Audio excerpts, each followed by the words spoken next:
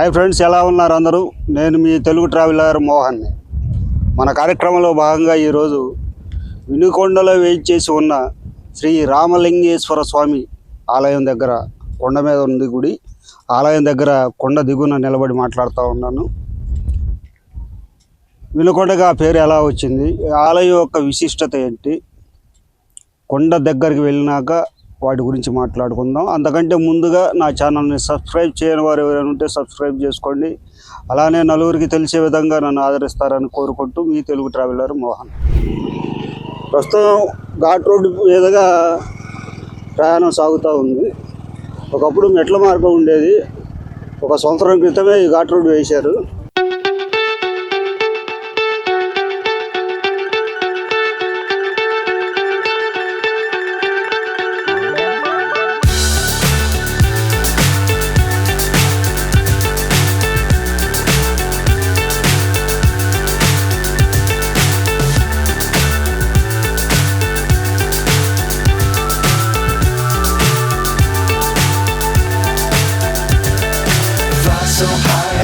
రాగలిగాము. ఘాటు వరకు పని అయితే పూర్తి కాలేదు, పని జరుగుతూ ఉంది. ఈ కొద్ది దూరం కొద్దిగా జాగ్రత్తగా కొండెక్కి ఆ పైన ఇంకో 2 కిలోమీటర్లు నడవాలి. తప్పదు, మరి వీడియో కావాలంటే ఈ మాత్రం చేయాలి.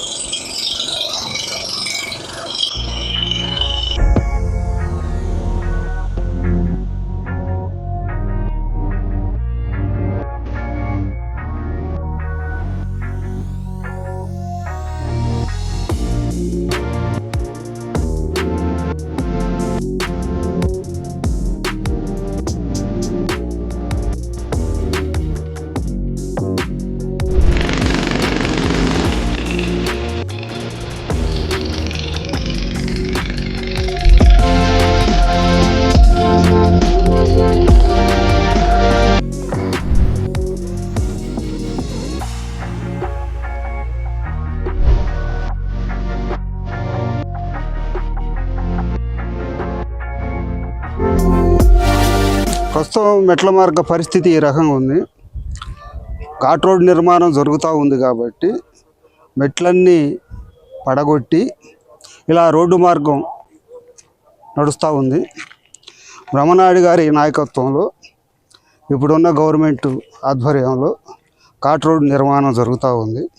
బహుశా ఒక 6 నెలలు లేదా మహా అయితే 1 సంవత్సరంలో ఈ ఘాట్ రోడ్ నిర్మాణం అయిపోయిన తర్వాత మన దగ్గరలో ఉన్నటువంటి కోటప్పకొండకి ఎంతటి వైభవం వచ్చిందో అంతటి వైభవం ఈ వినుకొండకి, ఈ ఆలయానికి వచ్చే అవకాశం అయితే ఖచ్చితంగా ఉంది.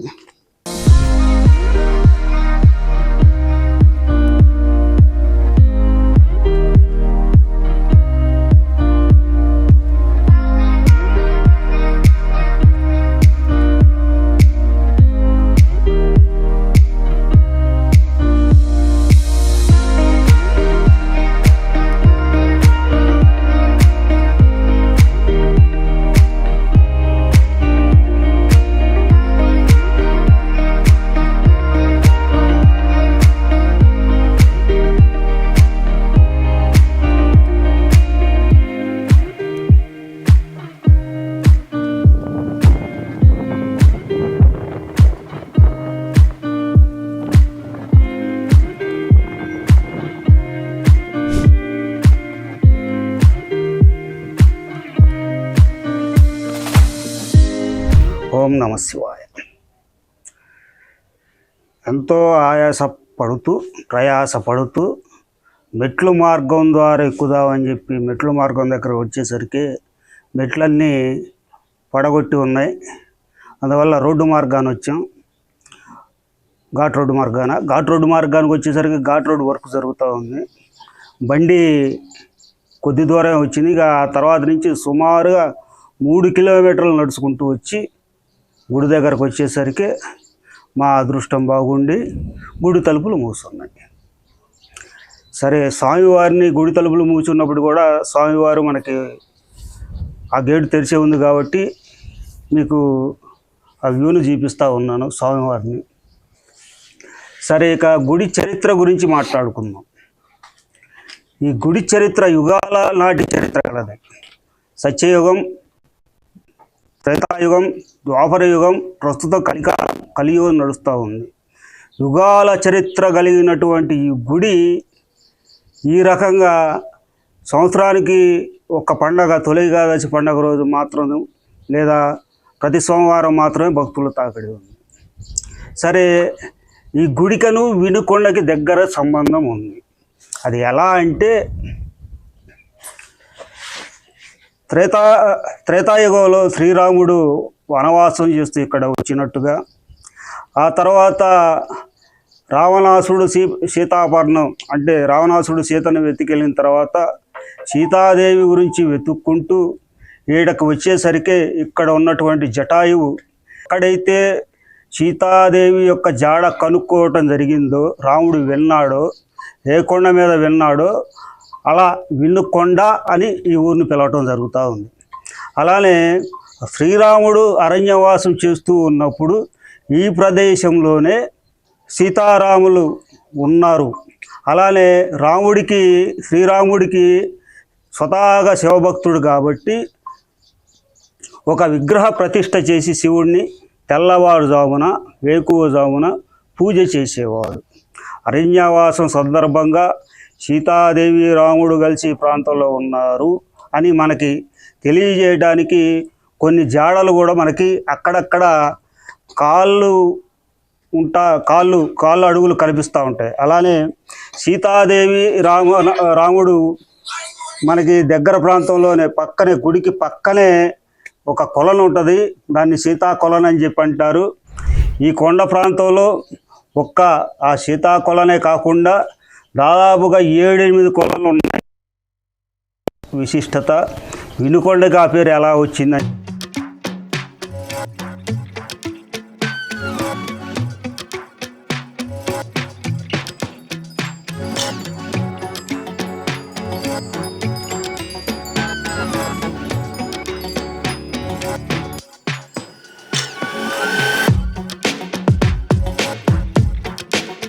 కొలనలో మనకి గుడికి వెనకవైపు ఒక కొలను, గుడికి కుడి చేతి వైపు ఒక కొలను ఉంది. ప్రస్తుతం వెనకవైపు ఉన్న కొలను చూపిస్తూ ఉన్నాను. ఇది లోతు సుమారుగా 7-8 అడుగులు ఈజీగా ఉంటుంది. నేను ఇందా చెప్పాను, సీతాదేవి సాక్షిగా రాముడు ఈ ప్రాంతంలో ఉన్నాడు, మనకి ఆ జాడలు కనిపిస్తూ ఉంటాయని చెప్పి. ఉన్నారనడానికి సాక్ష్యం ఏంటంటే అప్పటి కాలంలో ఏదో మెట్లు, అలానే మనకి 2-3 అడుగు జాడలు కూడా ఈ ప్రాంతంలో కనిపిస్తూ ఉంటాయి. గుడికి మనకి కుడి చేతి వైపే ఈ ప్రాంతంలో మనకి రామపాదాలు కనిపిస్తూ ఉంటాయి.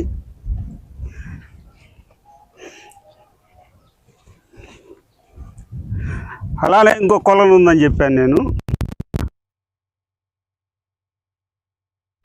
ఆ కనిపిస్తున్నటువంటిదే కొలను.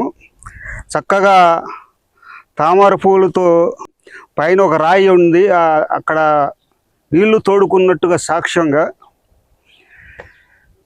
మా ప్రాంతం బాగా ఎండగా ఉంటుంది కాబట్టి టైం మార్నింగ్ 10 అయినా కూడా ఎండ విపరీతంగా ఉంది. సరే, రాముడు సీత కలిసి ఆటలు ఆడుకున్నారు, పాచికల టైపు ఆట. ఓకే, మనం ఇందాక మాట్లాడుకుంటూ ఉన్నాం, సీతారాములు కలిసి ఒక పాచికల టైపు ఆట అప్పటి రోజుల్లో. దాని సాక్ష్యంగా ఒక కొండలాగా ఉంటుంది, అక్కడ వాళ్ళు ఆటలాడేవాళ్ళు. మీరు చూస్తుంది ఆ సాక్ష్యం. సరే, ఈ కొండ ప్రతి అంచు కూడా ఎంతో ప్రాముఖ్యత కలిగినటువంటిది. తొలి ఏకాదశి అంటే దక్షిణాయుగంలో ప్రారంభమయ్యే మొదటి ఏకాదశి రోజు ఈ ప్రాంతంలో, వినుకొండ ప్రాంతంలో వైభవంగా తిరునాళ్ళు చేస్తూ ఉంటారు. ఆ రోజు మాత్రం భక్తులు లక్షల్లో వస్తూ ఉంటారు. కొండ దిగువ ప్రాంతంలో ఎలక్ట్రిక్ ప్రవలు కట్టి నైటు కోలాహలంగా పండగ వేడుకలు చేస్తూ ఉంటారు. అలానే ప్రతి సోమవారం అలానే కార్తీక మాసంలో భక్తులు విరివిగా వస్తారు. ఎంతో ప్రాముఖ్యత కలిగినటువంటి ఈ గుడి భక్తులు తాకిడి లేకపోవటం అనేది ఒకంత ఆశ్చర్యానికి గురి చేస్తూ ఉంది. అలానే రీసెంట్గా 2 సంవత్సరాల క్రితం నుంచి ఘాట్ రోడ్ నిర్మాణం జరుగుతూ ఉంది. ఘాట్ రోడ్ నిర్మాణం జరిగినాక భక్తులు పెరుగుతారేమో బహుశా. చాలామంది అంటుంటారు వయసు అయిపోయినాక తీర్థయాత్రలు చేయాలి, ఇప్పుడు ఎందుకు నీకు ఇవన్నీ అని చెప్పి. వయసు అయిపోయినాక మనం ఏం చేయలేమండి, వయసులో ఉన్నప్పుడే చేయాలి. వయసు ఉంది కాబట్టి కొద్దిగా ఎక్కగలను కాబట్టి నేను ఎక్కగలిగాను. నా వీడియో ద్వారా మీరు చూస్తూ ఉన్నారు. సరే, తొలి ఏకాదశి రోజున అఖండ జ్యోతి నైట్ 12ంటికి వెలిగిస్తారు. అదే మనం చూస్తున్న కనబడే ప్రాంతంలో నైట్ 12ంటికి అఖండ జ్యోతి వెలిగించి స్వామివారికి గుర్తుగా అక్కడ అఖండ జ్యోతి వెలిగిస్తారు. వినుకొండ ప్రాంత వాసులు సుమారుగా 15 కిలోమీటర్ల దూరంలో వరకు కూడా ఆ కాంతి కనబడుతూ ఉంటుంది. సీతాదేవి కొలను అని చెప్పి మనం ఇందాక మాట్లాడుకున్నాం. ఆ కొలను దగ్గరలో నిలబడి ఉన్నాం. అప్పుడు మనకి నీళ్లు తోడుకునే విధంగా ఒక రాయి, అలా గట్టు పైన 2 రాళ్ళు ఉన్నాయి సాక్ష్యాలుగా, వాటిని చూపిస్తూ ఉన్నాను. లేదా ఆ మెట్ల మార్గం గుండా, అక్కడ ఉన్నటువంటి మెట్ల మార్గం గుండా నడుచుకుంటూ వచ్చి ఇక్కడ స్నానాది కార్యక్రమాలు ఆచరించి ఆ తర్వాత పైకి వెళ్ళేవారు. Okay friends, right now bye. ఈ వీడియో కనుక నచ్చినట్లయితే దయచేసి ఒక లైక్ చేయండి.